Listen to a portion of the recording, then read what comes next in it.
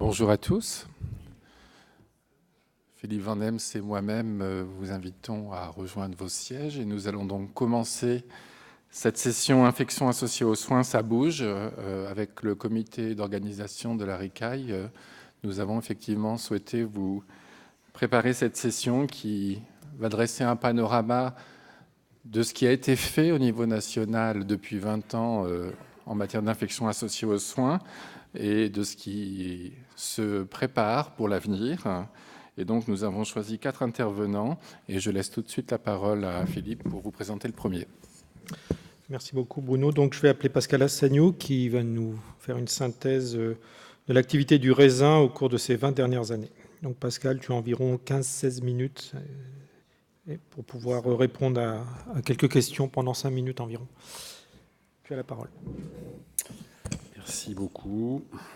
Je clique, j'imagine. Parfait. Bien, merci beaucoup aux organisateurs et de m'avoir donc demandé de faire une synthèse, une sorte de fresque en fait de ce qui s'est passé au raisin depuis, alors 20 ans d'âge, je m'excuse, je tiens à le dire tout de suite, c'est pas exactement 20 ans, mais c'est pas grave, c'est un peu moins. Mais on dira que c'est un arrondi. Voilà. Alors, juste pour rappeler rapidement comment se situe le raisin, vous connaissez tous les repères sur la surveillance et la lutte contre les infections associées aux soins, dites nosocomiales initialement, en France. Et depuis la création des CLIN en 88, je ne reviens pas, il y a eu des enquêtes de prévalence. Premières enquêtes hôpital propre pour les plus anciens qui s'en souviennent, c'était la première enquête de prévalence. Et puis il y a eu la création des structures, donc je dirais supra-hospitalières, un comité technique national et des centres interrégionaux qui s'appelaient CECLIN, qui ont été à l'origine de la création des réseaux de surveillance, dont on va évidemment reparler, et qui sont quand même les racines, le fondement de cette aventure raisin que l'on va voir. Voilà, en 96, il y a eu la première enquête nationale de prévalence avant donc la création du raisin. Et puis je dirais un proto-raisin qui s'appelait Raisin avec un E, en 99, sur une initiative des 5 CECLIN, réseau de surveillance des infections nosocomiales, qui est devenu après le raisin, RAI, sans faute d'orthographe cette fois, en 2001, et qui est donc le raisin dont on parle aujourd'hui. Alors ce raisin, qui veut dire Réseau d'alerte d'investigation et de surveillance des infections nosocomiales, est une collaboration, on va dire, initiale, par convention de partenariat entre ce qui s'appelait à l'époque l'Institut de veille sanitaire, qui est devenu, en tout cas, un des éléments constitutifs de Santé publique France, et de l'autre côté, les 5 CECLIN, puis auxquels se sont ajoutés, à partir du milieu des années 2000, les antennes régionales, donc des CECLIN. Alors, c'était quand même surtout les CECLIN. Et donc, en fait, c'est un système de surveillance qui est très intéressant puisqu'il repose sur un double objectif qui est à la fois de répondre aux alertes.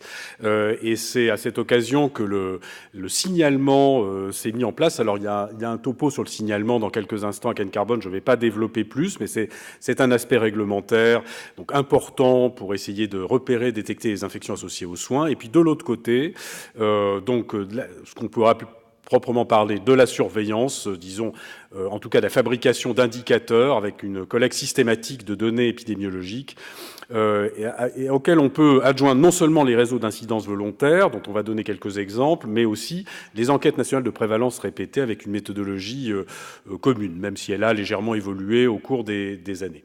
Alors, les signalements, je vais très vite. On est passé du formulaire papier à un signalement automatisé, un reporting automatisé des événements indésirables. Mais bon, j'ai pas le temps de détailler là. Je vais très vite. Sachez que c'est quand même un élément très important parce qu'en France, on est à peu près le seul pays à avoir mis en place pour les infections nosocomiales et infections associées aux soins ce type de système. Voilà. Et on a montré que depuis le 2001, il y a une augmentation continue du nombre de signalements. Alors, c'est pas tellement pour compter les signalements, c'est intéressant, c'est plutôt sur l'aspect qualitatif et l'analyse des événements au cas par cas. Voilà. Et puis, il y a une communication qui est faite. Donc, je passe la lettre du signalement. En ce qui concerne les enquêtes nationales de prévalence, donc depuis 96, qui était le pré-raisin, eh bien, à partir de 2001, il y en a eu 3, plus une 4e qui vient d'être faite cette année, mais dont on n'a pas encore la primeur des résultats aujourd'hui. Donc des enquêtes un jour donné sur un échantillon important. Et comme vous le voyez ici, ça représente, si j'exclus celle de 96 qui ne portait que sur les établissements publics, à partir de 2001, plus de 300 000 patients enquêtés un jour donné chaque année. Donc c'est quasi exhaustif et avec des taux de prévalence. Si on devait les comparer en taux brut comme ça, on dirait qu'ils ont peut-être tendance un petit peu à diminuer au moins sur les 2 premières enquêtes et puis à se stabiliser aux alentours de 5% aujourd'hui, et avec une évaluation de ce qui était au début des années 2000 encore la cible numéro 1 des programmes, le SARM, et qui, en proportion au sein de l'espèce, a aussi tendance à diminuer, mais ça, on verra ça rapidement sur un ou deux autres exemples du réseau. Voilà, et puis l'enquête de prévalence, ça permet aussi de donner des informations sur la consommation des antibiotiques, pas la consommation, excusez-moi, la prévalence des prescriptions des molécules au moment de l'enquête. Et là, il y a une comparaison sur 2006-2012, qui montrait qu'il y avait une augmentation sur certaines catégories de molécules.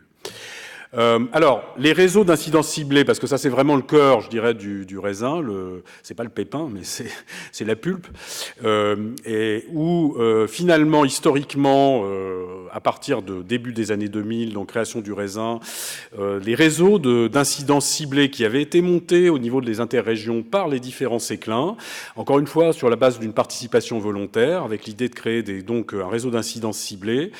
Donc on a réparti finalement, chaque séclin s'est retrouvé avec un réseau particulier.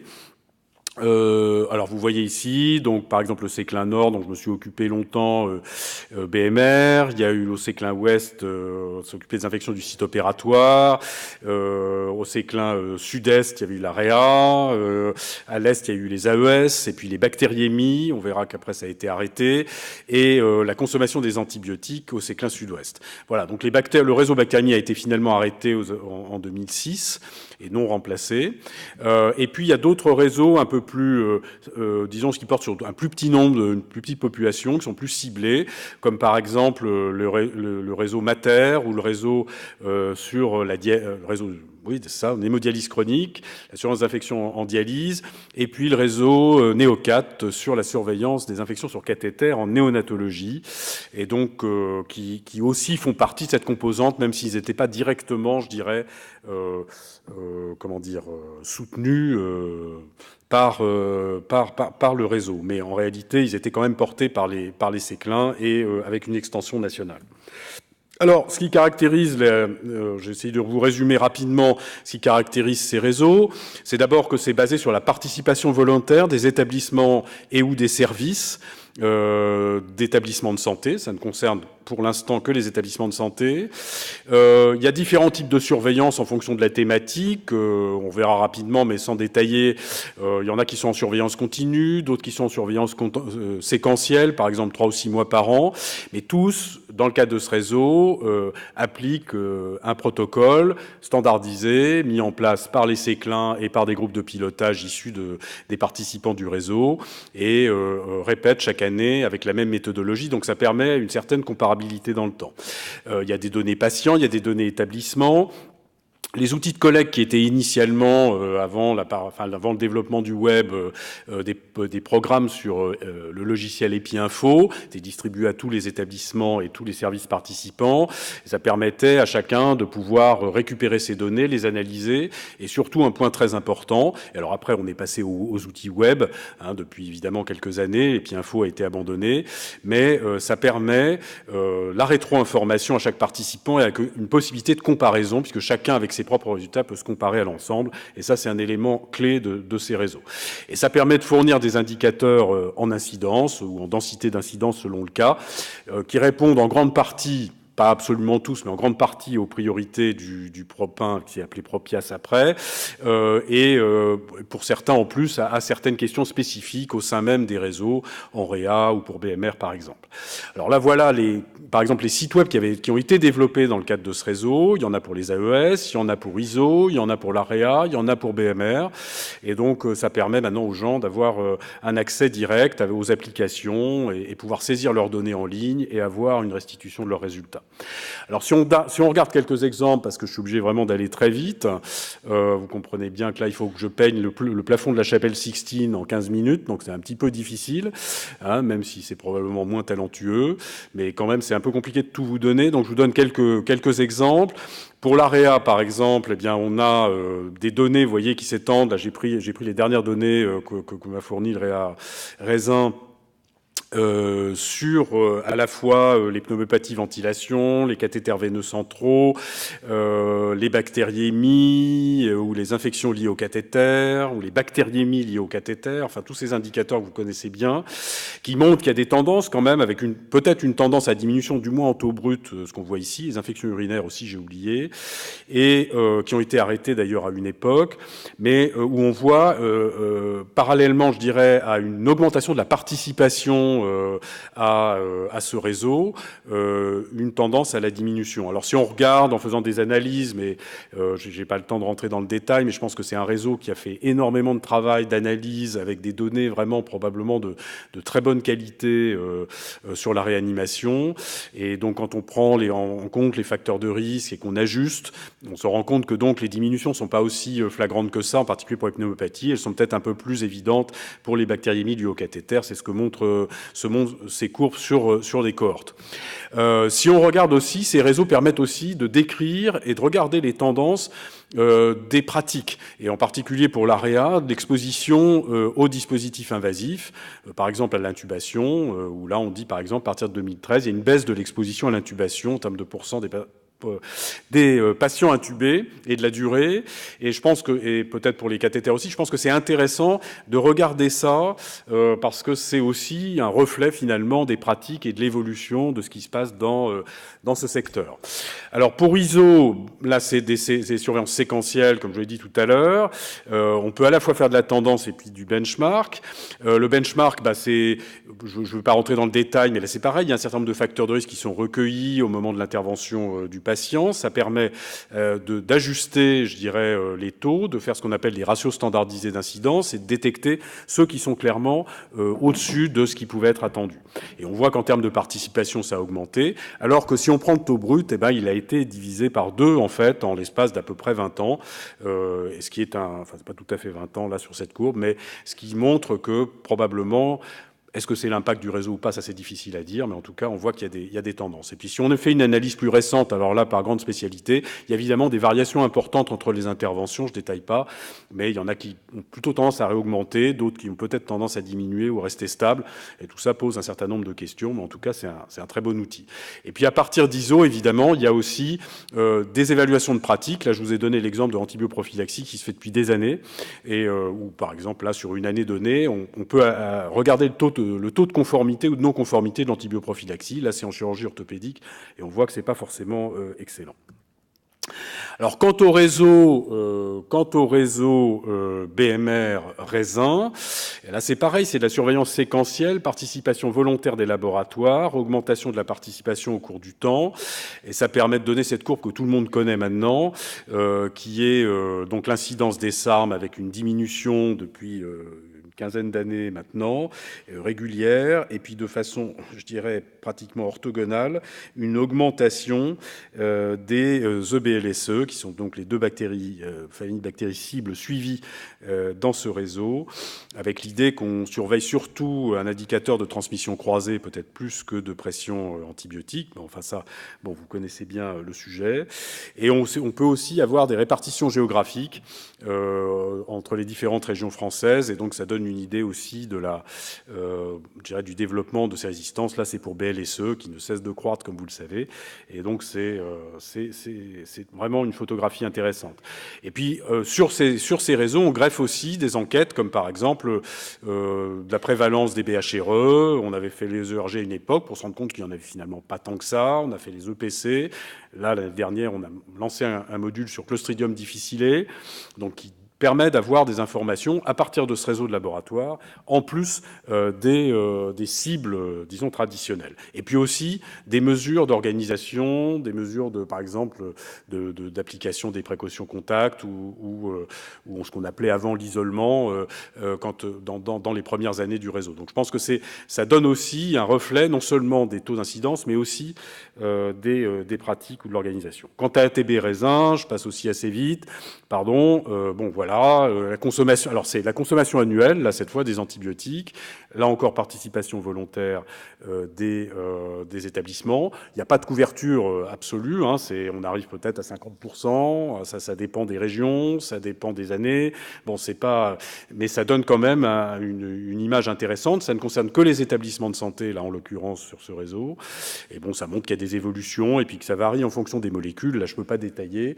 c'est pas l'objet, mais vous voyez que ça donne des images assez intéressantes de ce qui se passe en termes de consommation d'antibiotiques. Puis enfin AES, qui est un réseau qui a été arrêté l'année dernière, mais qui a quand même rendu service, je dirais. Là j'ai pris les dernières années, ça s'est arrêté en 2015,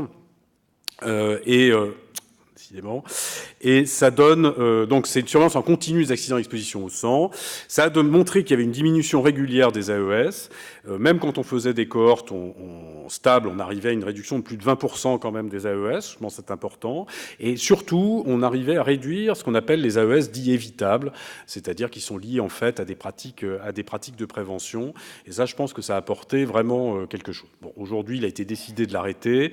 Voilà, mais en tout cas, je pense que ça a apporté beaucoup. Et c'est un réseau qui date de début des années 90, puisqu'il avait été mis en place en collaboration avec le GRS.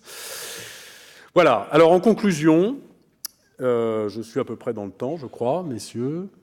La première chose, c'est qu'on peut dire qu'il y avait une ambition affichée, et qu'on a maintenant une expérience reconnue qui a mobilisé la collectivité. Bon, c'est une phrase un peu politique, mais je pense que c'est vrai. C'est-à-dire qu'il y a vraiment eu une dynamique collective.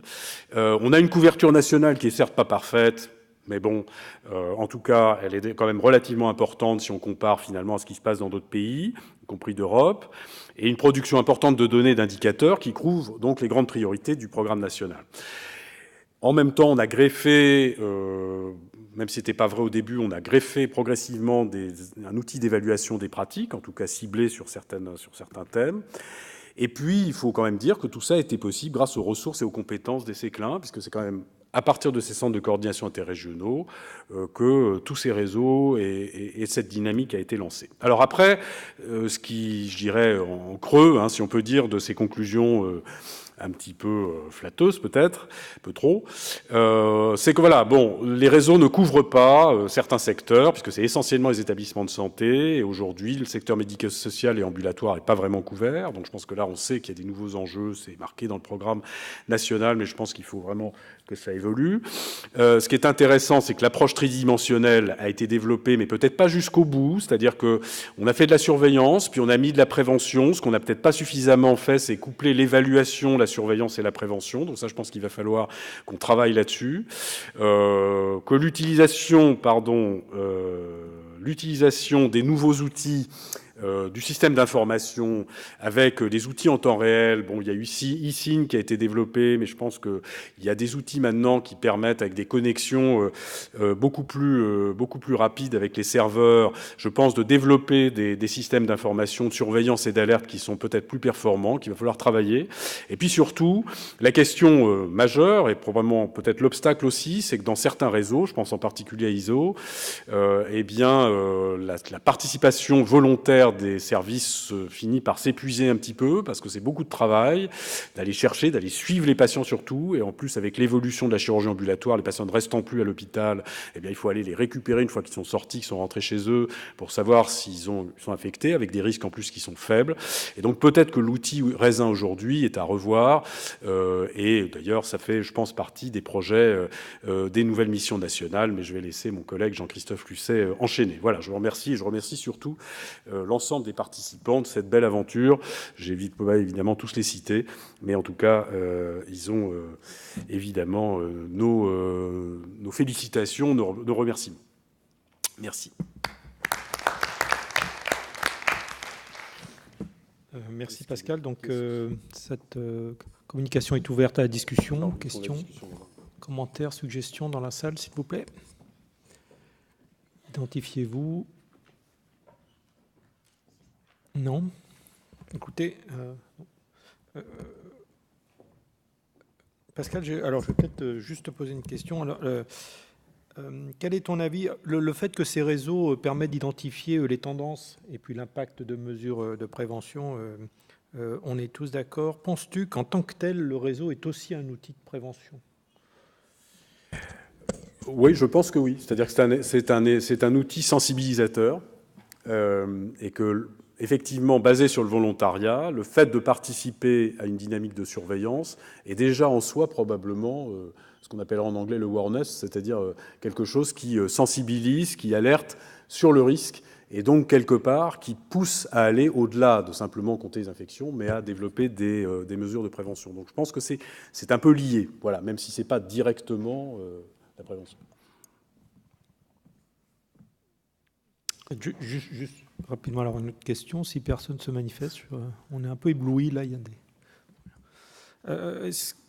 quand tu parlais d'évaluation, tu parlais d'évaluation du réseau ou que le réseau ou les réseaux permettaient d'évaluer les méthodes de prévention. Au moment où tu parles d'évaluation, prévention, et enfin le triptyque surveillance, prévention et évaluation, c'est l'évaluation de quoi? Des réseaux en termes de pertinence ou l'évaluation des mesures préventives grâce au réseau? Ouais. Non, je pense que c'est c'est l'évaluation. Alors, on pourrait effectivement prendre le mot évaluation dans deux assertions différentes, l'évaluation d'un programme avec son impact, et puis l'évaluation des pratiques. En fait, c'est un peu les deux, si on regarde bien les choses. Mais je pense que l'évaluation des pratiques, c'est quelque chose qu'on peut tout à fait greffer sur de la surveillance, qu'on a commencé à faire, comme vous l'avez vu, mais qui, à mon avis, doit être beaucoup plus développé que ça ne l'est. Bon, l'exemple que j'ai donné, c'est l'antibioprophylaxie en chirurgie, mais il y en a d'autres. Donc, je pense qu'il faudrait... Certains réseaux ont moins investi que d'autres sur cette évaluation de pratique, et donc il faut le faire. Après, il y a l'évaluation de l'impact du réseau et pourquoi ça diminue. Est-ce que c'est l'impact de la prévention elle-même, qui n'est pas directement mesurée dans le réseau? Ça, c'est un peu plus compliqué, mais c'est aussi un objectif. Merci beaucoup, Pascal, pour cette belle... une question. Oui, juste une question. Mario de Confession, centre hospitalier de Mâcon, en Saône-et-Loire. Est-ce qu'on sait, avec la réorganisation des CEPIAS, en CEPIAS, quels sont les réseaux qui vont perdurer? Eh bien, c'est pas moi qui ai la réponse.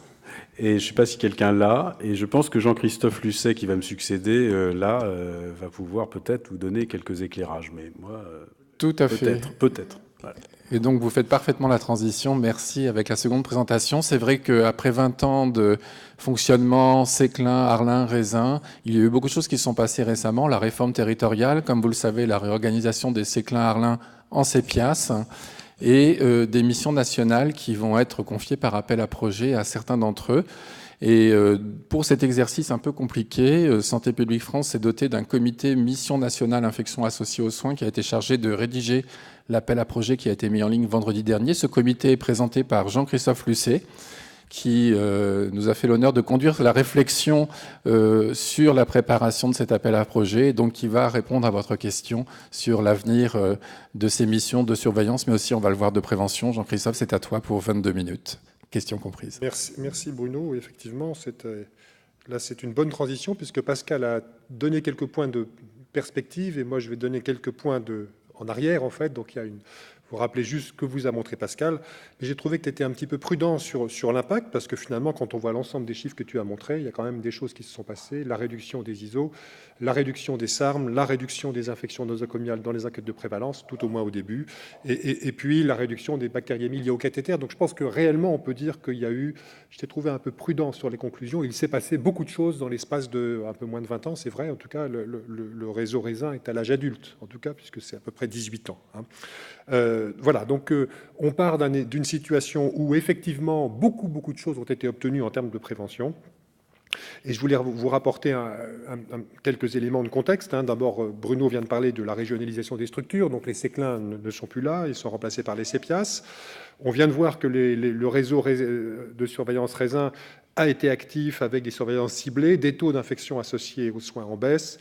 progressivement évolutif, peut-être pas suffisamment évolutif, mais Pascal a insisté sur les indicateurs de pratique, de bonnes pratiques associés aux indicateurs de résultats, et puis de nombreux autres dispositifs sur lesquels je ne reviens pas ici. Peut-être simplement citer le greffe, qui est un élément important, qui est venu structurer la réflexion sur les pratiques sur l'évaluation des pratiques et de donner des outils à l'ensemble des établissements de santé sur la façon de s'intéresser aux bonnes pratiques de soins. Deuxième élément important, c'est l'arrivée du Propias en 2015, avec des axes qui ont été identifiés comme nouveaux, qui ont été très nettement mis en avant. J'en cite quelques-uns, et en lien avec des actions de surveillance et de prévention, notamment l'ouverture de la prévention et de la surveillance vers la ville et vers les établissements médico-sociaux. Le fait qu'on a réaffirmé l'importance de la résistance bactérienne et de la politique de bon usage des antibiotiques dans les 3 secteurs de soins, et donc encore là, le lien entre établissements de santé, EMS et ville. L'importance aussi attachée aux infections liées aux dispositifs invasifs, et puis un élément qui est aussi important, qui est la vaccination. Donc là, j'ai pris quelques éléments forts du Propias, centrés sur surveillance et prévention. Et puis un certain nombre de constats qui ont été faits récemment sur l'organisation générale du paysage de la surveillance et de la prévention en France, notamment que quand on prenait la résistance bactérienne et le bon usage des antibiotiques, c'était 2 réseaux qui étaient animés par 2 séclins différents, et donc là peut-être le besoin de mieux intégrer les 2 volets surveillance et bon usage des antibiotiques. La nécessité, je l'ai dit juste avant, de transférer les mesures de prévention acquises dans l'établissement de santé vers les EMS et vers la ville. L'apparition de nouveaux risques infectieux, et là clairement on a vu émerger la cardiologie, la radiologie interventionnelle, la médecine interventionnelle au sens large, dans lequel pour l'instant il y a très peu de données sur le risque infectieux et sur les méthodes de prévention. On a juste transposé ce qu'on fait en chirurgie vers cette médecine interventionnelle, et puis l'expansion de la chirurgie ambulatoire, dont on attend que 2/3 des gestes dans les prochaines années soient faits en ambulatoire. Des risques qui ne sont peu ou pas couverts, notamment le risque infection en EHPAD, même s'il y a eu une enquête nationale de prévalence récente, et les dispositifs intravasculaires en réanimation qui ne sont pas non plus couverts en dehors de l'hémodialyse. Quelquefois des activités redondantes entre les séclins, puisque les séclins en fait initiaient des actions de formation, de communication, souvent à l'initiative de réseaux de surveillance internes aux Arlins ou aux séclins, qui finalement conduisaient à avoir quelquefois de nombreux outils de communication ou de formation qui étaient quelquefois très proches les uns des autres. Et puis, l'évolution des méthodes de surveillance, Pascal a abordé les bases de données médico-administratives, le PMSI, les indicateurs de process dont a parlé Pascal, qui sont des éléments qui sont apparus progressivement et sur lesquels il faut s'appuyer pour la suite. Nouvelles approches de prévention, et là encore, une approche beaucoup plus individuelle de la gestion des risques qui apparaît, avec aussi des nouveaux outils de formation. J'ai cité ici le e-learning, la simulation, les Sadus Games, dont une panoplie, un éventail de méthodes de formation qu'il faut certainement développer et rationaliser au niveau national. Alors un point qui peut-être est important, c'était le souhait quand on a réfléchi en 2013, d'ailleurs Pascal était aussi associé à cette réflexion, qui était le groupe qu'on avait appelé hiérarchisation, ou à la demande du Haut Conseil de santé publique, on avait regardé, et à la demande du ministère, on avait regardé quelles étaient les évolutions possibles. Et peut-être juste un point important, c'est que vous voyez de façon très forte, que ce soit du côté du MCO ou du côté des secteurs de SSR, le souhait très fort que des répondants, c'était les établissements de santé qui avaient répondu qu'ils souhaitaient avoir la combinaison de données de surveillance des infections et d'évaluation des pratiques dans un même réseau. Et donc, c'est aussi ça qui peut structurer l'évolution des réseaux. Alors tout ça a conduit le ministère à confier à Santé publique France la mise en place de ces missions nationales IAS, c'est comme ça qu'elles ont été définies.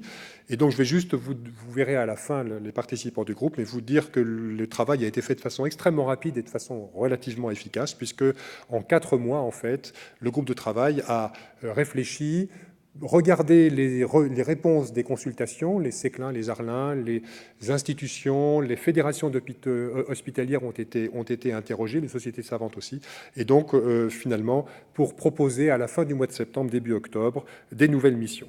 Alors les voilà citées, donc ça répond à la question qui était juste là après le topo de Pascal. Premier élément, je voulais insister sur le fait que chacune des missions s'appelle surveillance et prévention. Donc vous voyez très bien qu'on veut lier fortement la prévention à la surveillance, Alors, vous voyez que les 4 premières missions, surveillance et prévention, la première, c'est résistance aux antibiotiques et des préventions des infections associées aux soins en soins de ville et médico-social. Donc, les EMS, les EHPAD, sont associés à cette mission en même temps que la ville.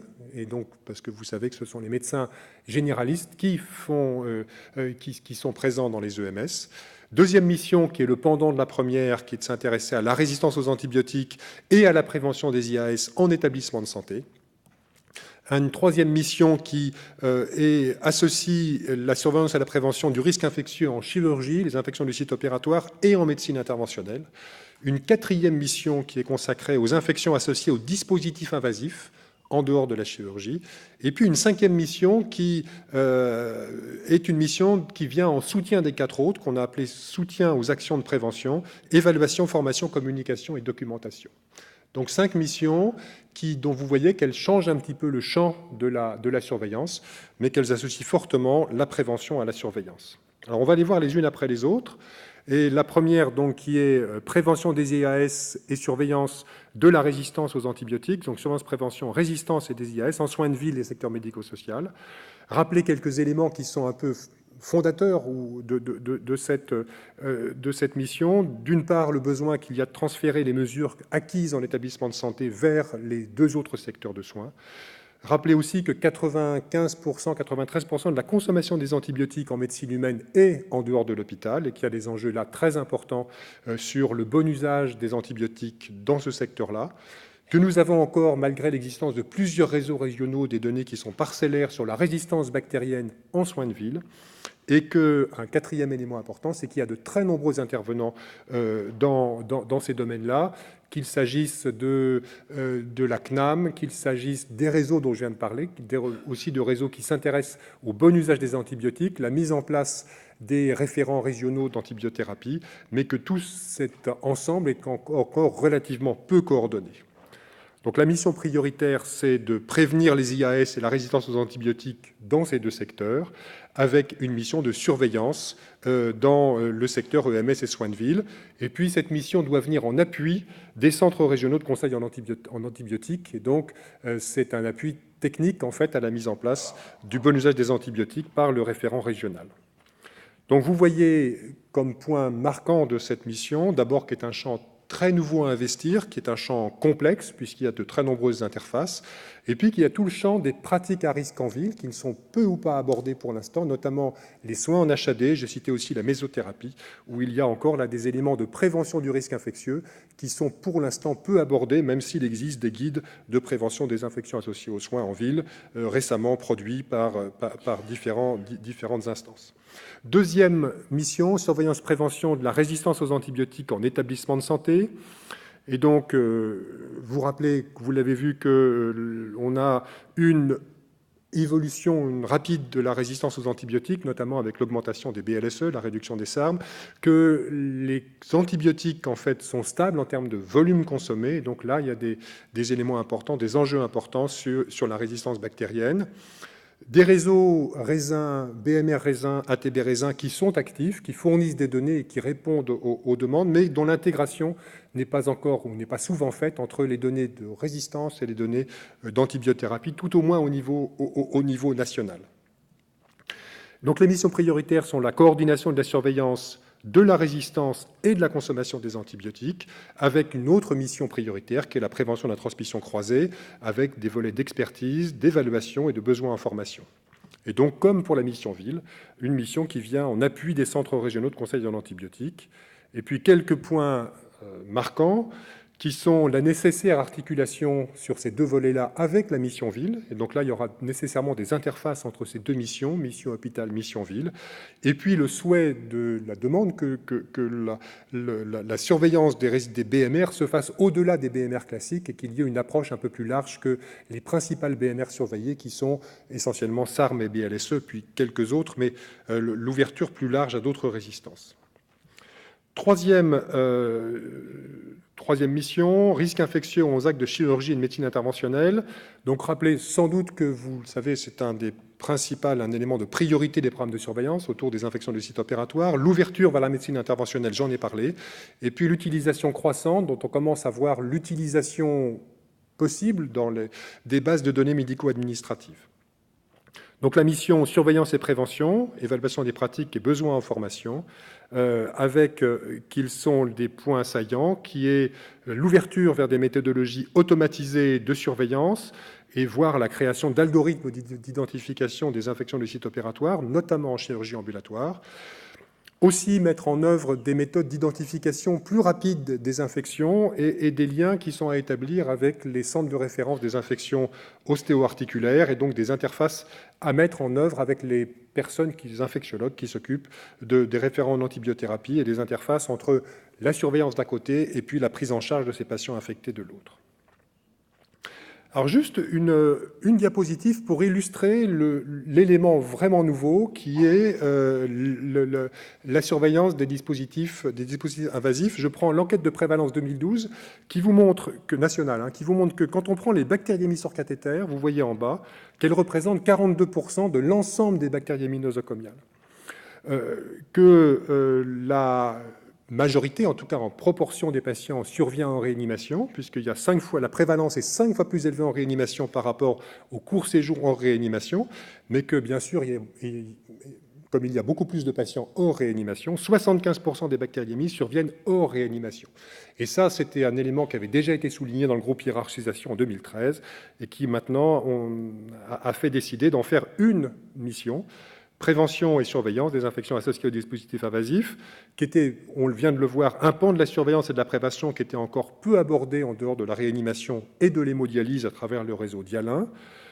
Et donc, la mission prioritaire de ce réseau est d'assurer la surveillance des infections associées aux dispositifs intravasculaires et d'avoir un rôle de prévention sur l'évaluation de l'expertise, les besoins en formation, la communication. Et associé à cette mission principale, d'autres missions qui vont être surveillance et évaluation des pratiques ponctuelles ou séquentielles, vous le voyez, non couvertes par les autres missions.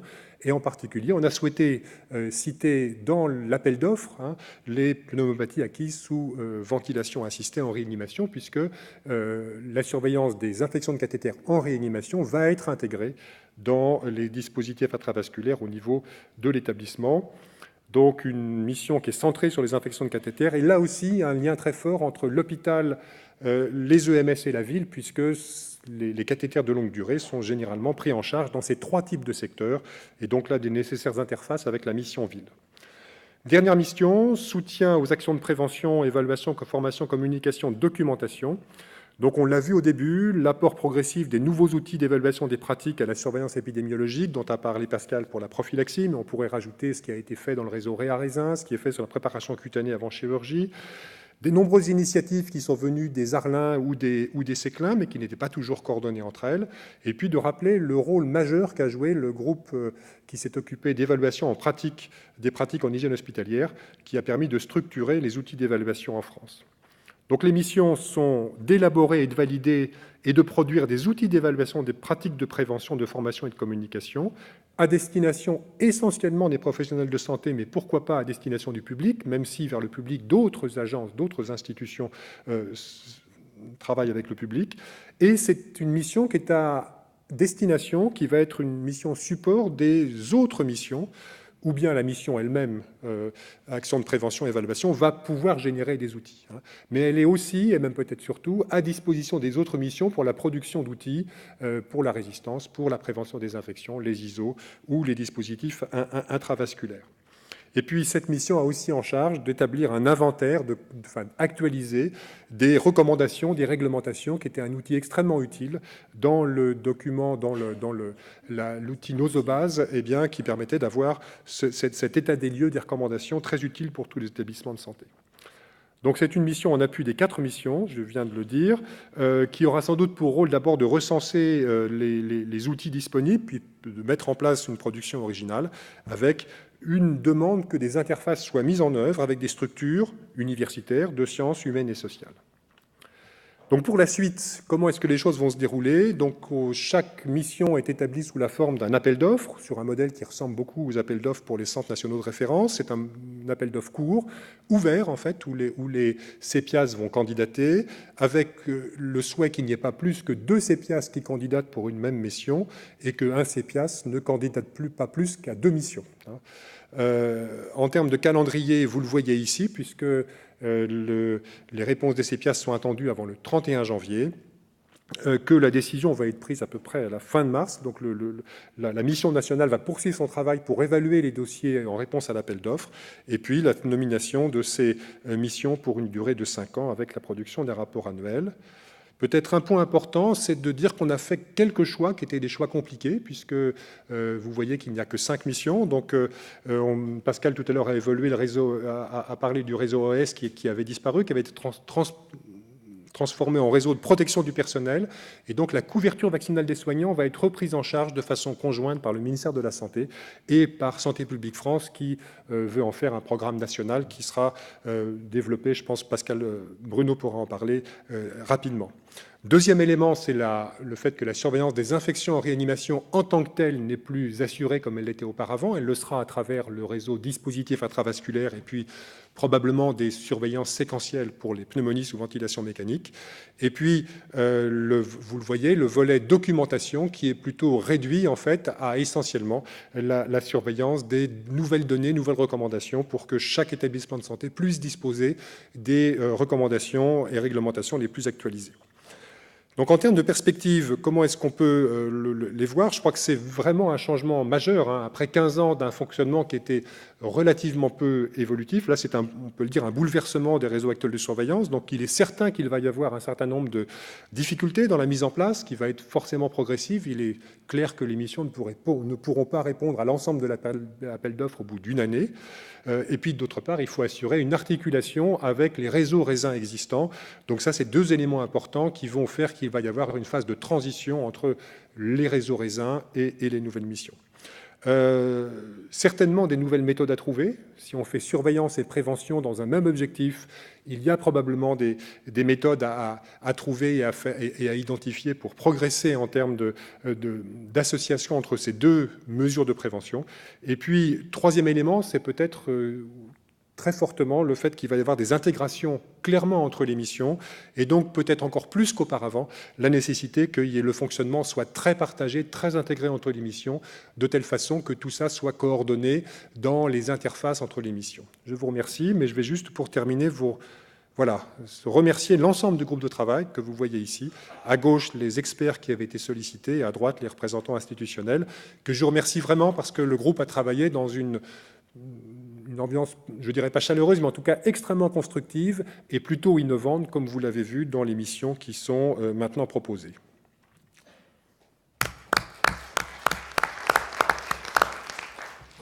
Merci Jean-Christophe.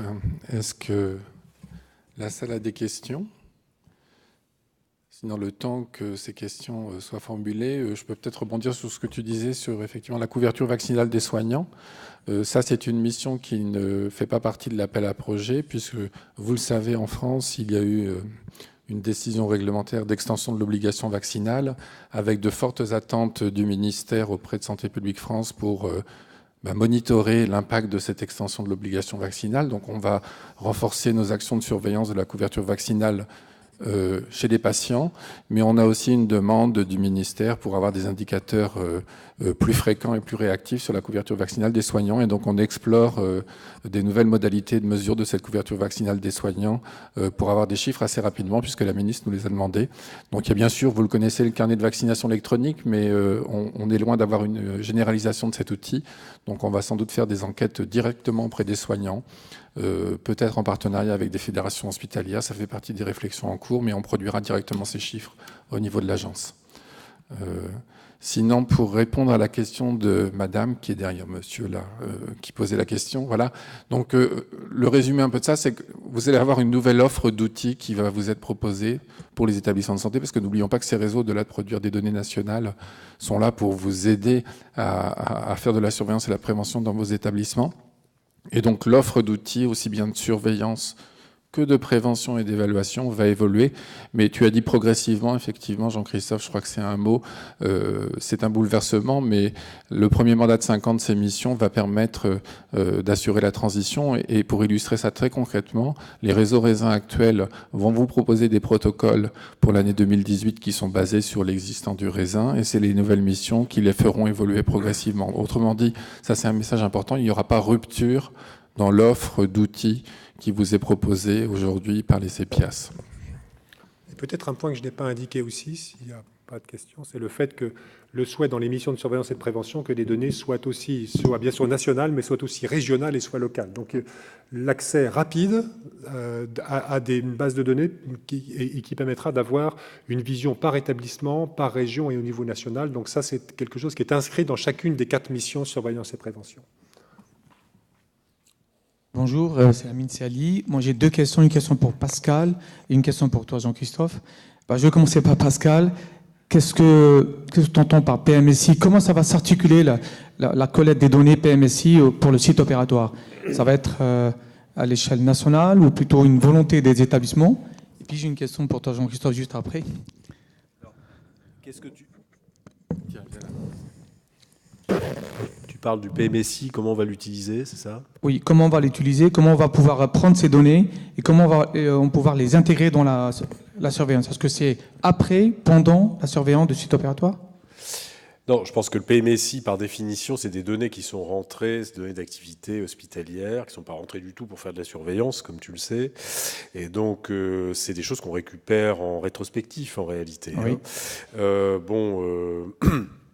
L'idée, c'est de pouvoir analyser, je ne vais pas rentrer dans le détail, là, mais je dirais de façon exhaustive, du risque en particulier, les interventions chirurgicales, la faible risque, parce que là, l'énorme avantage, c'est qu'on a une base de données avec des centaines de milliers de malades opérés. Je pense aux endophtalmies, par exemple, après chirurgie de la cataracte.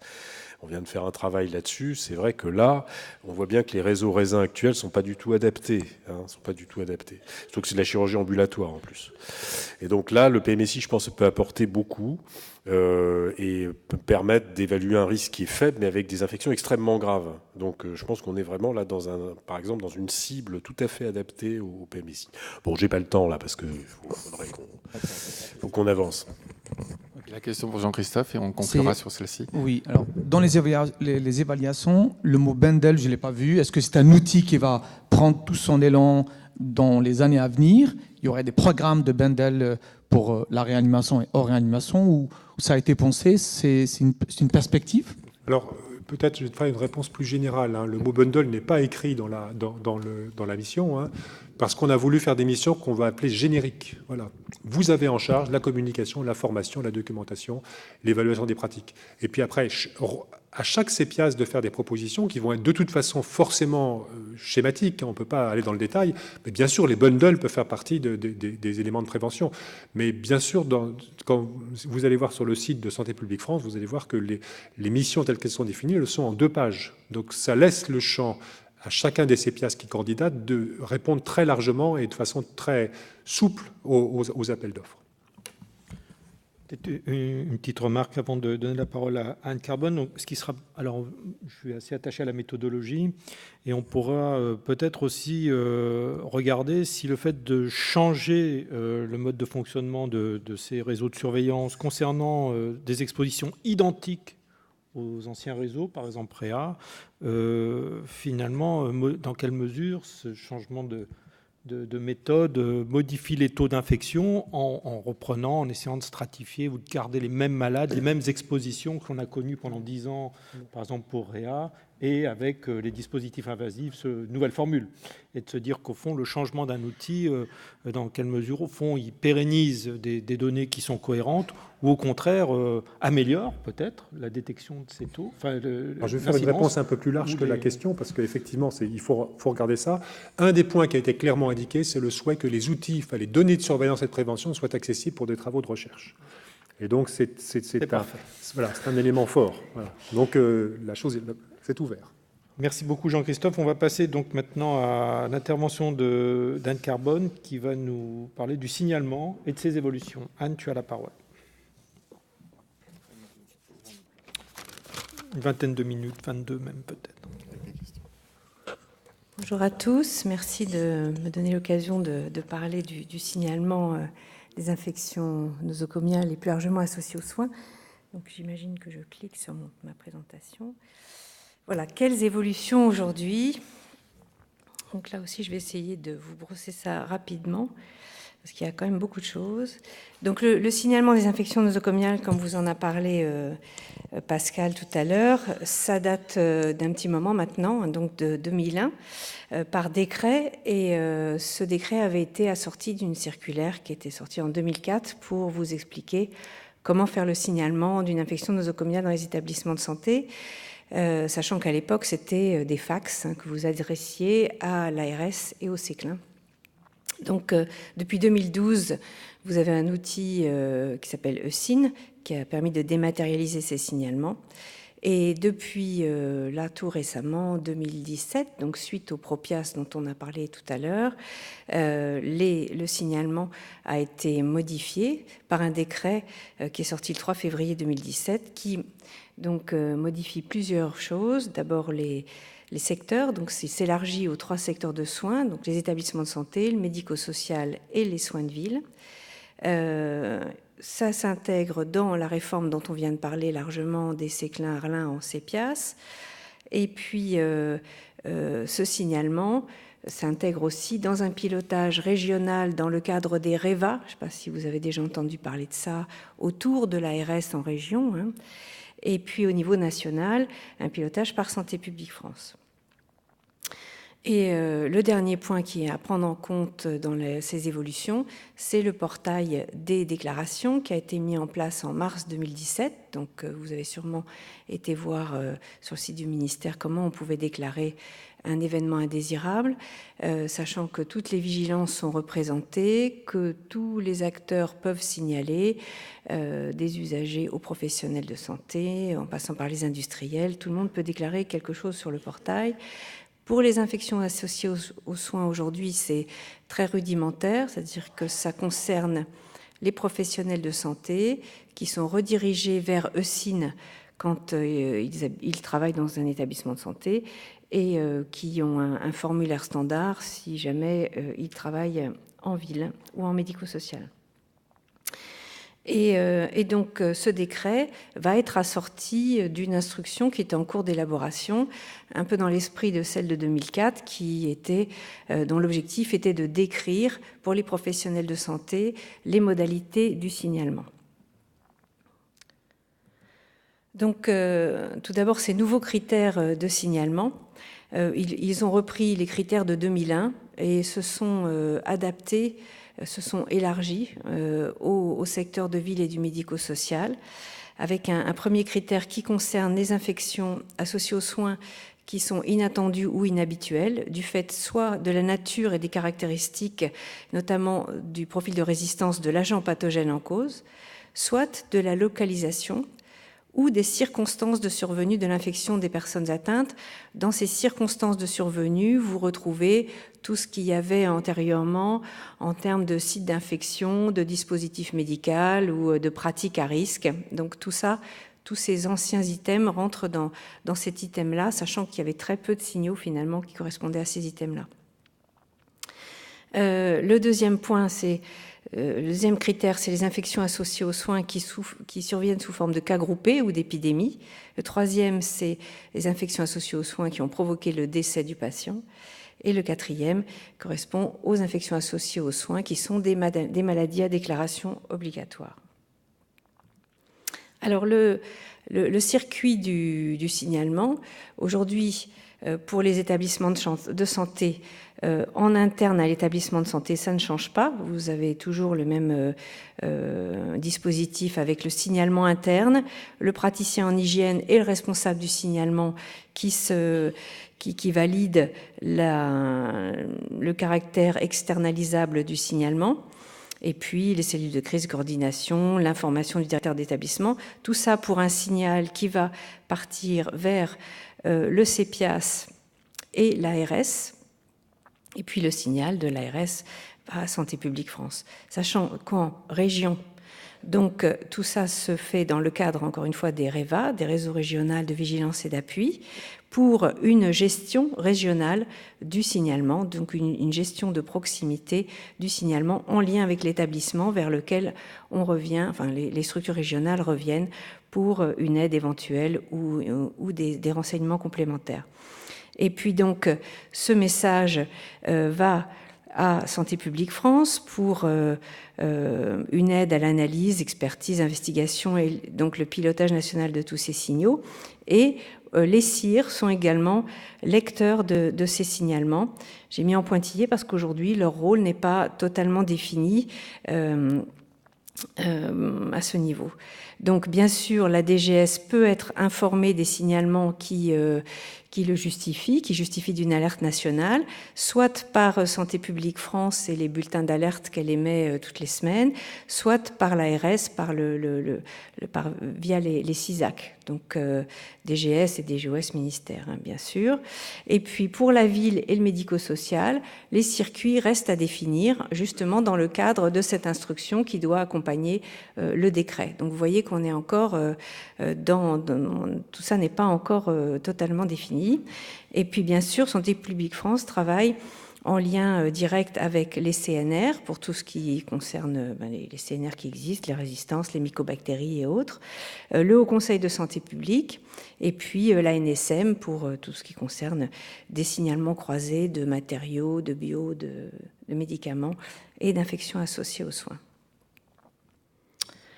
Donc, dans les établissements de santé, j'en parle pas parce que vous savez comment ça fonctionne et aujourd'hui, rien ne change. En médico-social, aujourd'hui, qu'est-ce qu'on avait? Qu'est-ce qu'on a? On a, pour les EHPAD adossés à un établissement de santé, la possibilité d'utiliser ESIN via le responsable signalement d'établissement de santé. Et on a à peu près 7% des signalements dans ESIN qui viennent de ce type de service ou d'EHPAD, ce qui n'est pas négligeable. Pour ce qui est des infections respiratoires aiguës ou des gastro-entérites aiguës, il y a des réseaux particuliers par vous EHPAD que vous connaissez probablement et qui aujourd'hui sont saisis papier par l'ARS et sont donc potentiellement sont à prendre en compte pour la suite. Donc les objectifs pour fin 2018, c'est que tous les signalements d'infections associées aux soins, en incluant aussi IRA et GEA, soient faits via le portail, que pour faire ces signalements, on ait 3 formulaires différents dématérialisés, un pour les IAS, un pour IRA et un pour GEA, et que pour tous les médico-sociaux, tous les établissements médico-sociaux, donc pas uniquement pour les EHPAD, on puisse faire une déclaration d'IAS et d'IRA avec ces formulaires. Pour les GEA, ce sera probablement limité aux EHPAD, mais encore une fois, tout ça reste à construire et c'est un objectif pour 3e trimestre 2018 au mieux. Pour la ville, aujourd'hui, on sait que les infections associées aux soins provoquent de rares signaux. Ça ne veut pas dire qu'il n'y en a pas, mais en tout cas, on a peu de signaux. Via ESIN, une enquête avait été faite par l'INVS à l'époque, avec Jean-Michel Thiollet et Bruno qui est ici, et sur 10 ans de signalement, il n'avait colligé qu'une petite dizaine d'infections associées aux soins qui concernait de la médecine esthétique ou des soins infirmiers dans un contexte de chambre implantable, des examens aérodynamiques, des infiltrations articulaires, des infections cutanées après microangiosclérose, des endométrites à streptoa après un accouchement en ville, et puis encore une fois chambre implantable. Donc vous voyez des problématiques qu'on connaît, on sait que ce sont des choses qui arrivent en ville, on va les voir certainement se développer avec le développement de l'ambulatoire et la réduction des temps d'hospitalisation, ça c'est clair. Donc c'est quand même des choses qui intéressent et qui surtout qui intéressent en termes de prévention en ville. Les sources assurantielles sont pas tellement plus productives en termes de réclamation. En 2014, la MACSF avait colligé 10 infections associées aux soins en ville parmi 4000 déclarations. L'enquête Esprit en 2013, qui colligeait les événements indésirables en ville, n'avait pas colligé d'infection du tout. Et puis le CDC sur 4 ans d'études, avait montré chez les outpatient settings uniquement 18 publications de cas d'IAS, mais vous voyez avec des infections graves, des hépatites virales, des arthrites, méningites, des fasciites nécrosantes, beaucoup de streptoa, beaucoup de grands pathogènes en fait. Et puis concernant les BHRE, donc la multirésistance, on voit de plus en plus de signalements de laboratoires privés qui signalent des isolats de bactéries hautement résistantes chez des patients prélevés en ville, enfin en tout cas techniqués par un laboratoire privé libéral, et qui remontent par le CNR, mais aussi par certaines ARS, dont certaines ont même créé des formulaires ad hoc.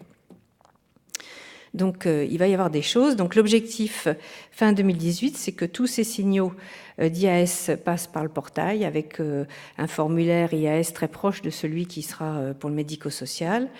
Et puis voilà, donc ce formulaire dématérialisé qui sera harmonisé à la fois avec le secteur médico-social, mais aussi sous le format, les questions qui sont posées dans EuSIN et pour lesquelles des avis de professionnels seront pris en compte, bien entendu.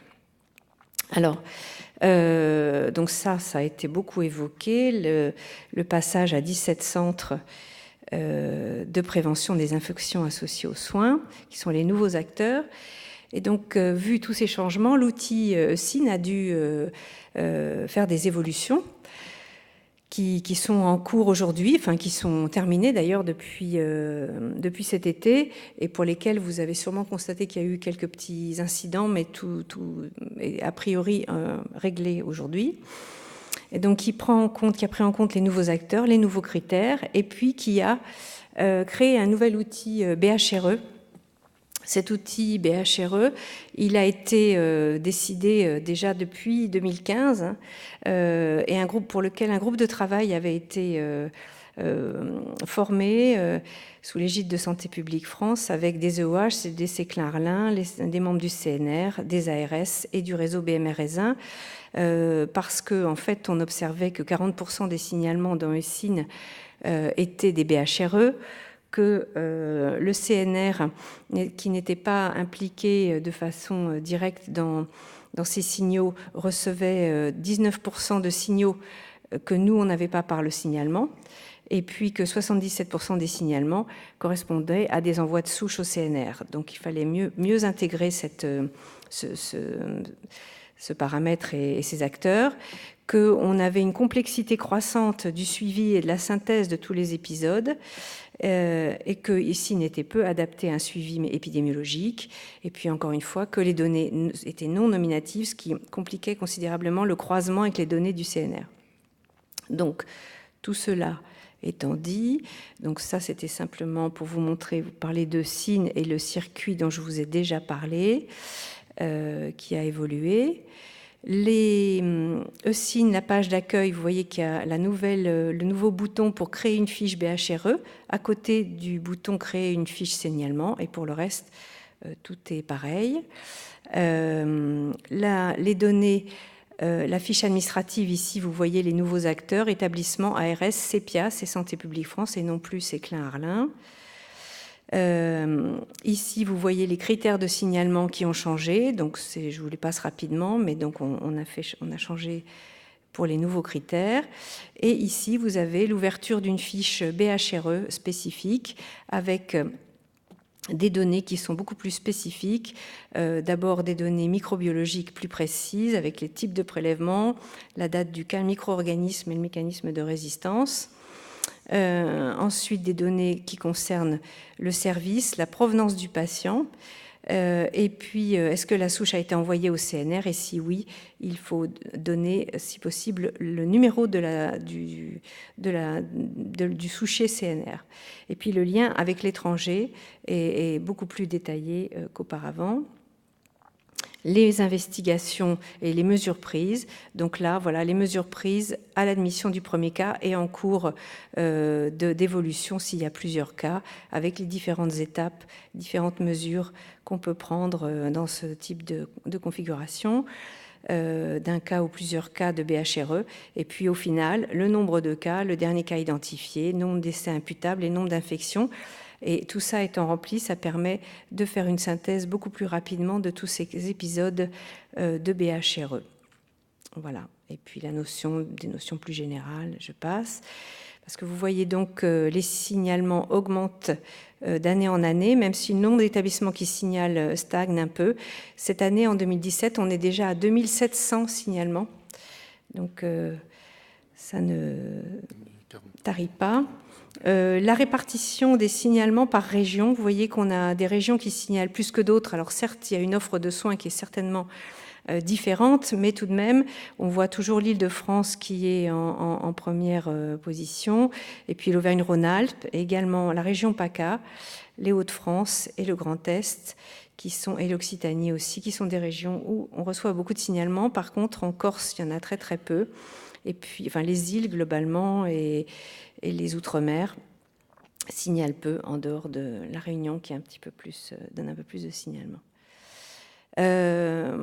Voilà, donc en conclusion, je voudrais vous rappeler les objectifs et l'intérêt du signalement, qui est tout d'abord de permettre la détection précoce d'épidémies ou d'infections rares et graves pour la mise en place de mesures de contrôle, de détecter les émergences éventuelles pour sensibiliser à leur contrôle et éventuellement de provoquer des recommandations ad hoc au fur et à mesure qu'elles arrivent, des retours d'expérience, des REX et des bilans systématiques ou thématiques comme on en fait de plus en plus, comme vous avez pu le constater à divers congrès ou même des revues et parfois même suite à des alertes récentes.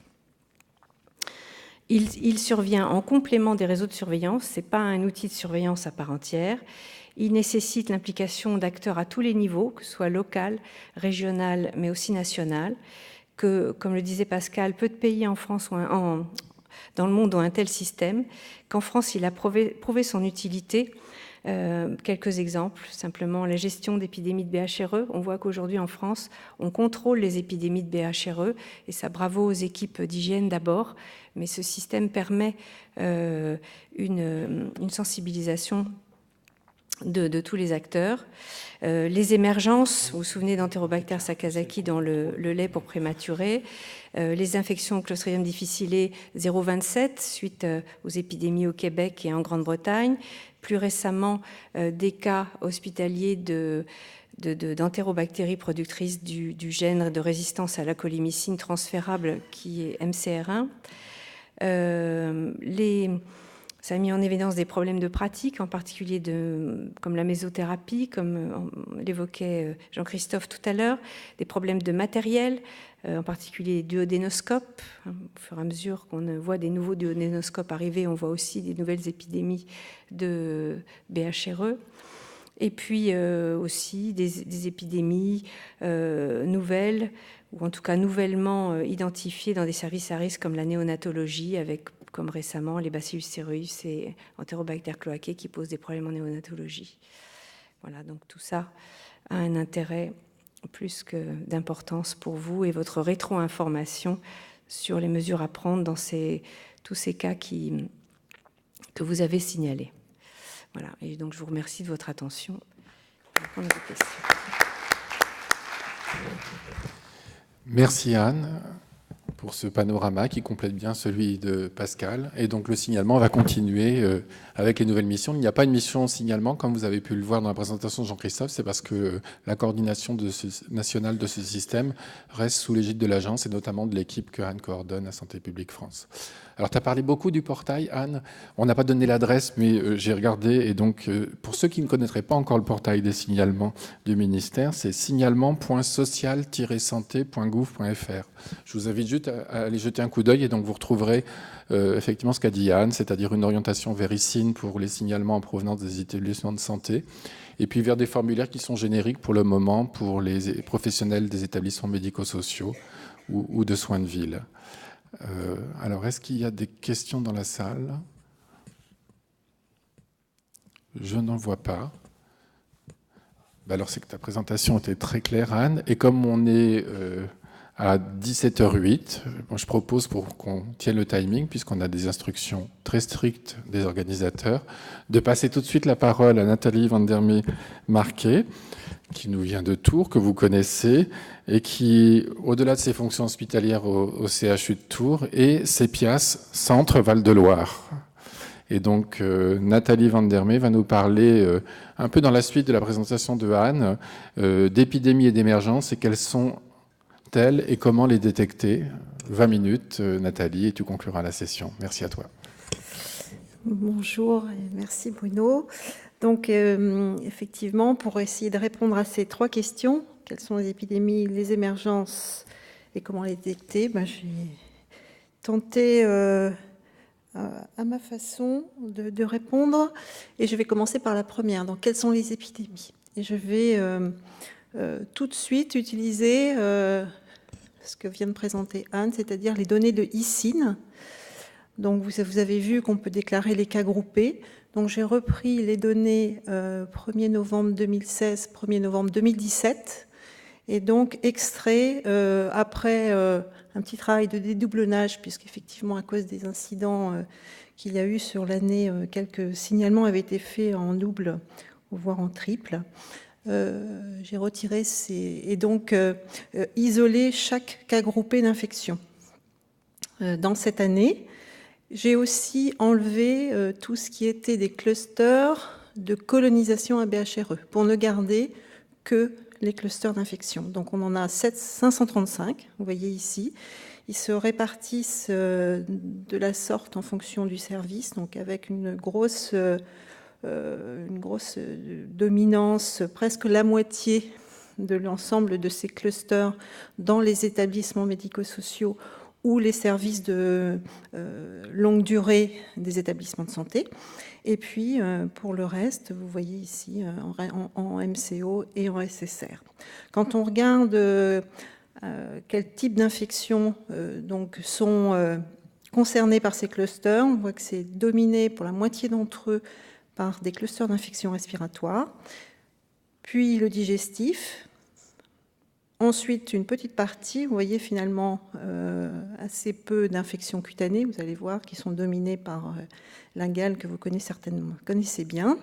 Et puis, une partie équivalente d'un groupe que j'ai appelé autres clusters et qui renferme pour la plupart des bactériémies et des infections chez les opérés. Quand on regarde la distribution de ces clusters en fonction du type d'infection et en fonction du service qui a fait le signalement, vous voyez que donc on retrouve dans les EHPAD, les établissements médico-sociaux et les soins de longue durée, essentiellement des infections respiratoires et digestives, globalement que l'on retrouve dans les soins, dans les services avec une durée de séjour assez longue, y compris en médecine gériatrique. Et puis dès qu'on se rapproche de la réanimation et de la chirurgie, on a une plus grande diversité et une plus grande dominance des clusters d'infections, on va dire les plus sévères, enfin en tout cas celles qui sont associées au dispositif, en particulier les bactériémies et puis en post-opératoire. Alors maintenant, je vais essayer de donner des informations supplémentaires type de cluster par type de cluster, donc en commençant par ceux qui concernent donc les gastro-entérites, la sphère digestive. Donc vous voyez qu'elles sont essentiellement associées à des virus, c'est tout ça, et quand elles sont documentées, il s'agit principalement de cas groupés avec des infections à norovirus.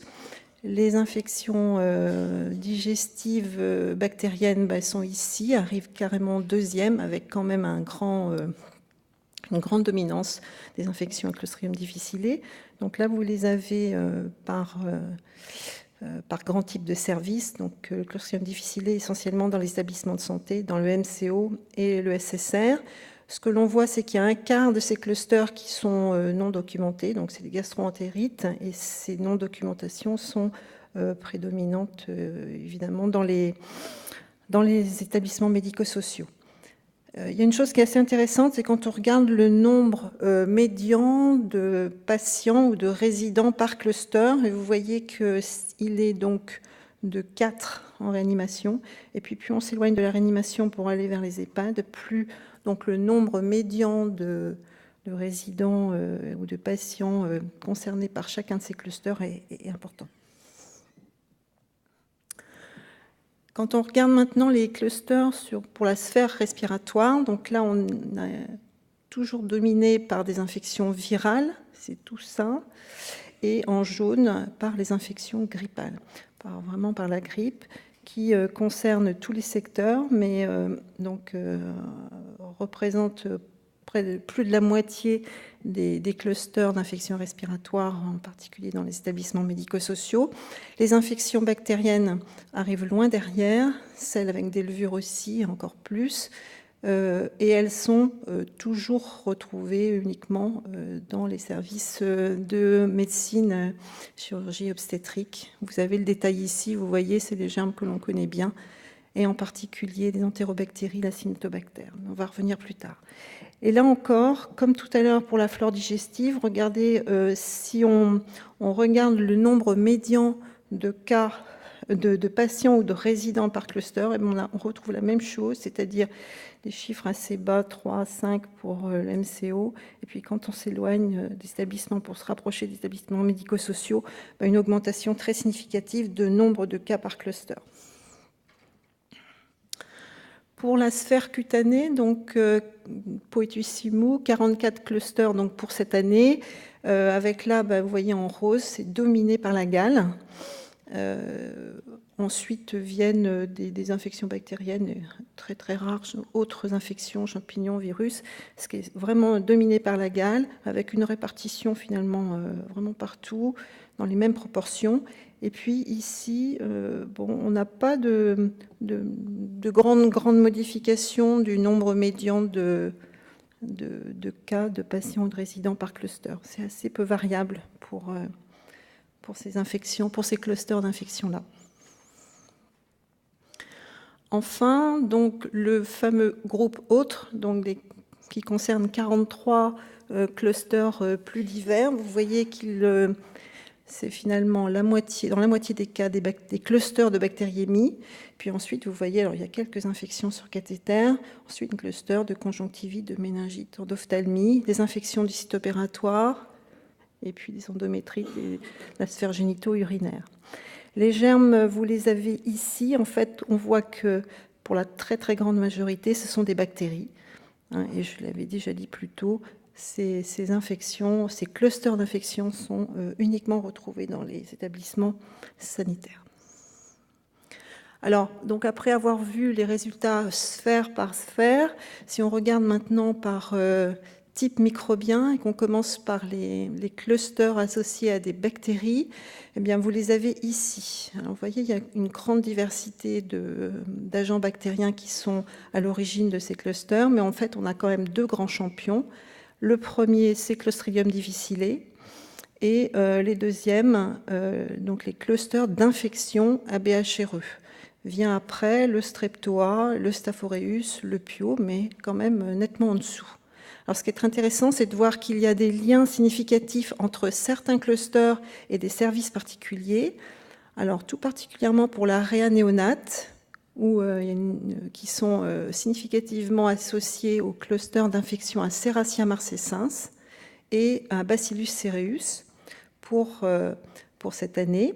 Ensuite vient un lien entre les services de gynéco-obstétrique et les clusters d'infection à Streptoa. Alors, c'est les bactériémies et les endométrites. Et puis, en dernier, un lien entre les clusters d'infection à BHRE et les services de réanimation. Alors, ça, c'est vraiment un lien important.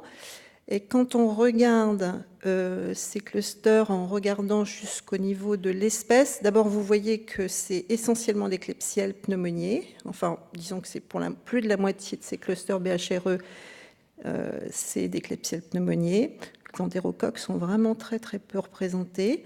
Ils sont là. Et il y a un lien, donc, à nouveau, entre cluster BHRE, Klebsiella pneumoniae et les services de réanimation.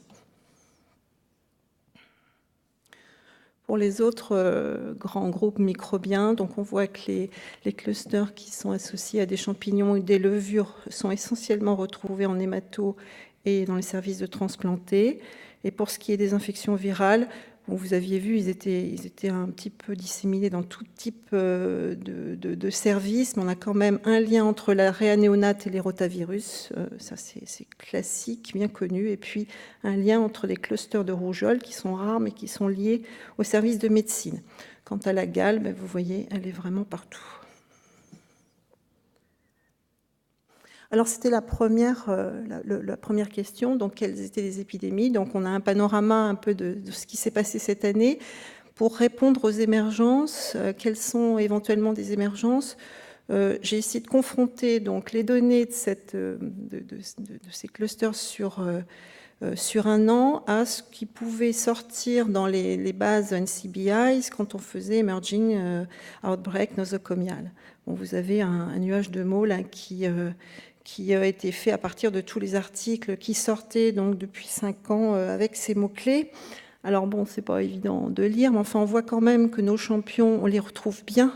Donc ça recoupe bien le fait de nos épidémies actuelles sont bien celles qui sont retrouvées dans des établissements, dans d'autres pays comme le nôtre. Et par contre, il y a des choses, et je vais vous en présenter 4, qui sont peut-être des choses émergentes dans la mesure où elles sont déjà décrites donc avec ces mots-clés-là. Donc elles commencent à créer des soucis d'épidémie nosocomiale alors qu'elles sont encore peu représentées dans nos données. Alors le premier, c'est le Candida auris. Donc Candida auris, c'est l'équivalent champignon-levure des BHRE, c'est-à-dire que c'est une levure qui est globalement résistante à tous les antifongiques le plus souvent et qui résiste énormément dans l'environnement, qui se retrouve à coloniser donc les personnes qui sont très fortement colonisées, infectées par les BHRE, et donc qui ont été décrites dans des épidémies hospitalières, en particulier aux États-Unis, mais surtout plus près de nous, en Grande-Bretagne, qui, comme on a vu, je crois que c'est ce matin, vous savez, entretient énormément de liens avec le sous-continent indien. Il y a des gens qui vont se faire hospitaliser, se faire des chirurgies et qui reviennent, et donc qui reviennent avec les BHRE, mais maintenant aussi avec Candida auris. Et Candida auris, du fait de sa grande résistance dans l'environnement et à certains produits de bionettoyage, peut être facilement à l'origine d'épidémies. Alors, il y a eu un cas signalé dans ICID, mais ce n'est pas un cluster, et c'était un cas uniquement de portage qui a fait l'objet d'une découverte fortuite, parce que c'était quelqu'un qui venait pour une transplantation, et dans le cadre d'un bilan de pré-transplantation, on fait une cartographie fongique, et ça a été trouvé à ce moment-là. Mais il faut certainement faire attention, parce qu'il y a beaucoup à venir, un risque quand même avec ce germe. Le deuxième exemple, c'est pneumocystis pour les patients transplantés. Alors, quand on regarde, effectivement, il semble qu'il y ait... Alors, pneumocystose et transplantation, c'est assez ancien, c'est pas du tout émergent, mais il semble que néanmoins, depuis quelques années, il y ait une recrudescence de pneumocystose dans les services de transplantés. Peut-être parce que les souches, par l'apparition de clones plus épidémiques, ou parce qu'il y a plus de sujets à risque, beaucoup plus de transplantations qui sont faites. En tous les cas, il y a des descriptions qui sont en forme croissante, et dans notre échantillon 2016-2017, l'année qui vient de passer, il y a un cas groupé décrit sur notre territoire avec une pneumocystose, avec une transmission persistante très longue à distance de la phase clinique du patient index, et puis une contamination comme ça au fil de l'eau et au fil des consultations qui se disposent à des mois d'intervalle. Donc certainement quelque chose à faire attention. Troisième exemple, c'est Bacillus et prématuré. Vous avez vu tout à l'heure qu'il y avait un lien significatif entre nos clusters et la réa néonate. Dans la littérature, on voit de façon assez importante un nombre croissant de descriptions d'infections sévères chez les prématurés, mais c'est surtout des grands prématurés. Ça fait l'objet, comme l'a dit tout à l'heure, je ne sais plus, je crois que c'était Anne, d'une alerte nationale, puisqu'on a eu plusieurs cas groupés. Et ce qui est intéressant et enfin, en tout cas qui doit appeler à notre vigilance, c'est que les investigations qui ont été faites soit dans la littérature, soit en France, n'ont pas toujours donné clairement, on n'a pas élucidé toujours très bien les mécanismes de la transmission et de la contamination des enfants. Parfois, ça a été des solutés avec des alimentations parentales qui ont été suspectées. Parfois, le linge ou des dispositifs pour le bionettoyage des lavettes qui sont contaminées elles-mêmes et qui contaminent l'environnement des bébés.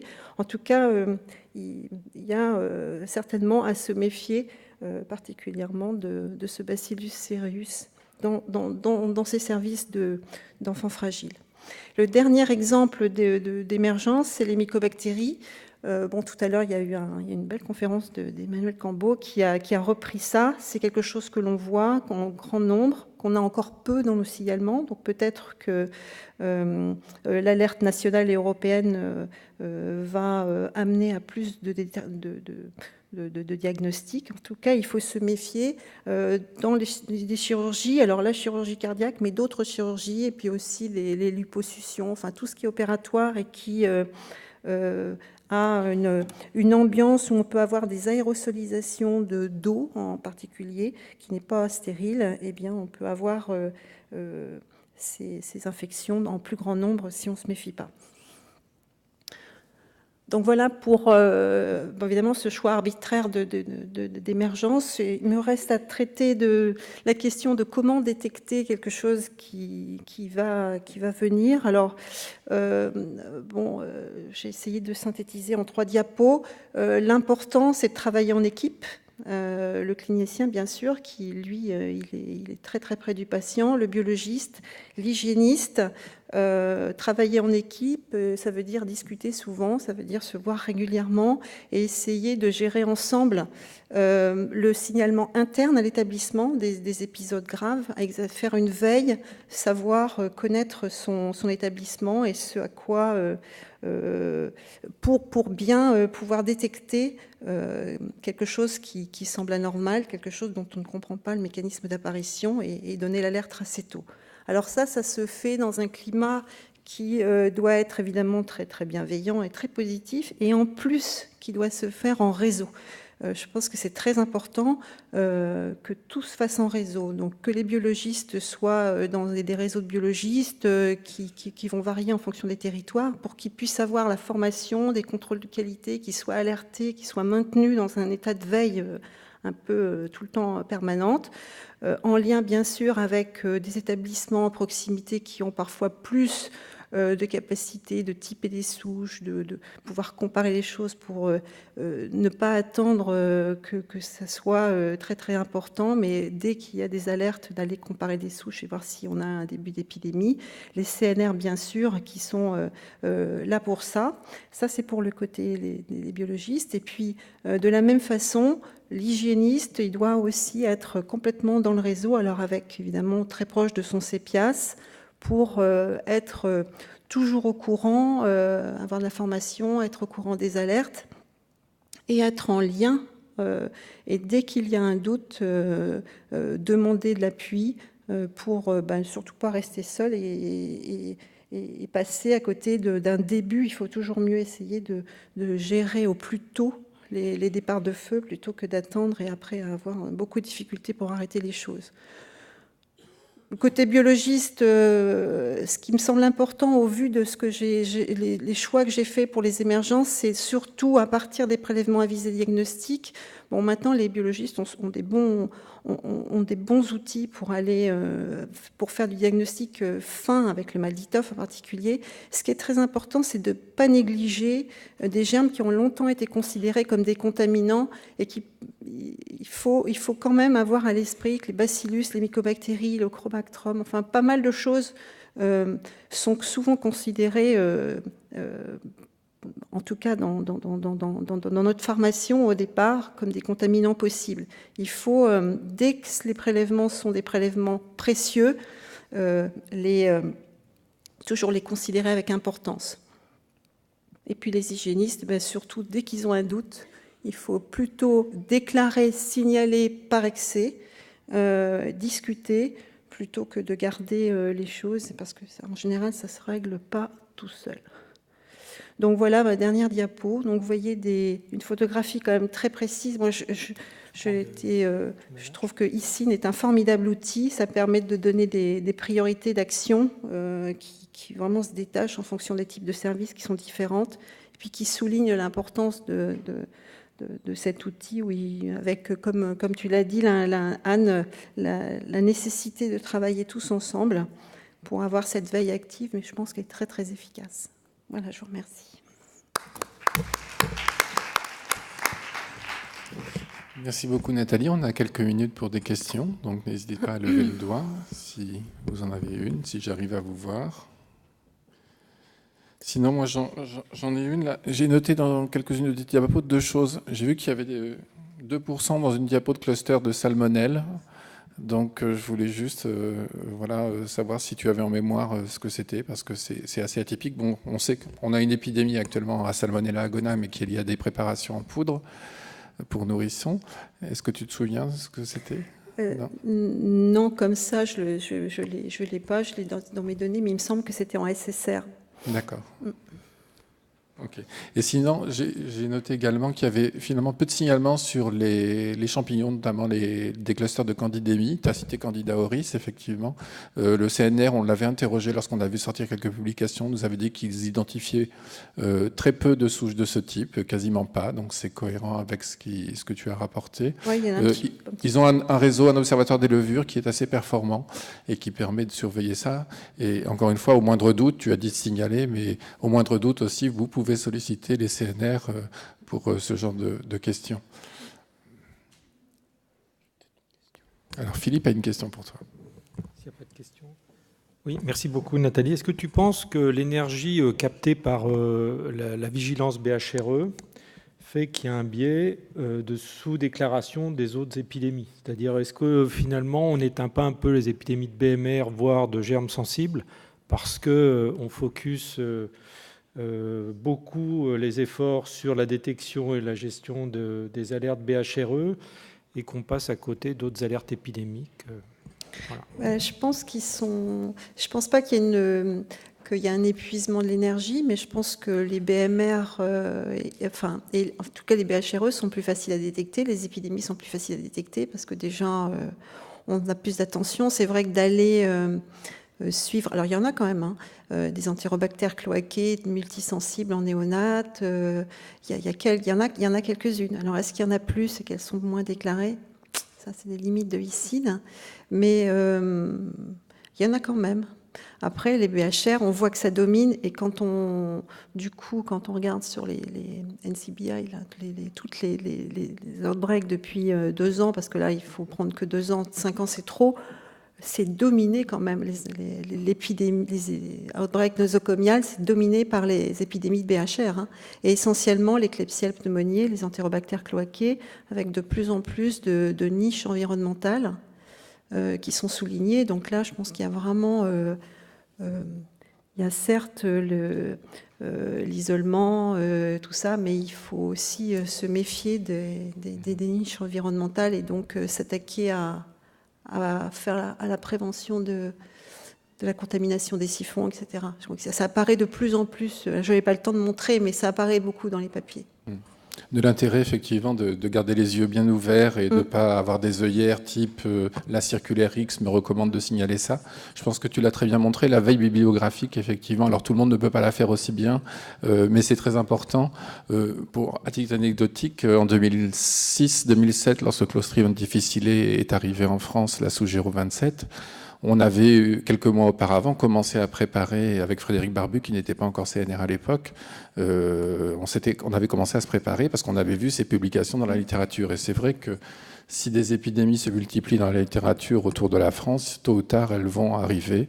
Et donc la veille, comme tu le dis en conclusion, active est tout à fait importante. Et donc ça sera, je pense, le mot pour conclure. Et je te laisse peut-être réagir à cette dernière remarque. Oui, je pense que le Candida auris, c'est un exemple. Je pense qu'il y a quand même beaucoup de publications. Il y a des énormes épidémies en Grande-Bretagne, avec il y avait quand même des dizaines de cas. Donc, parce que bon, il est résistant aux détergents désinfectants du bionettoyage. Donc, il faut utiliser il est posporulé, mais c'est comme il faut y aller comme pour un Clostridium difficile pour l'environnement. Il faut y aller à l'eau de javel, en fait. Parce que sinon, on a vraiment, il se colle sur l'environnement et il peut facilement résister et donc donner des cas. Et il y a à chaque fois eu besoin, pour arrêter des épidémies, d'avoir des actions sur la contamination de l'environnement. Je pense qu'il faut vraiment s'en méfier de celui-là. Merci beaucoup. Et donc, je vous souhaite une bonne soirée et donc à demain pour cette deuxième journée de la RICAI. Merci à tous nos intervenants, Nathalie, Anne, Pascal et Jean-Christophe. Et donc, rendez-vous en avril 2018 pour les nouvelles missions nationales.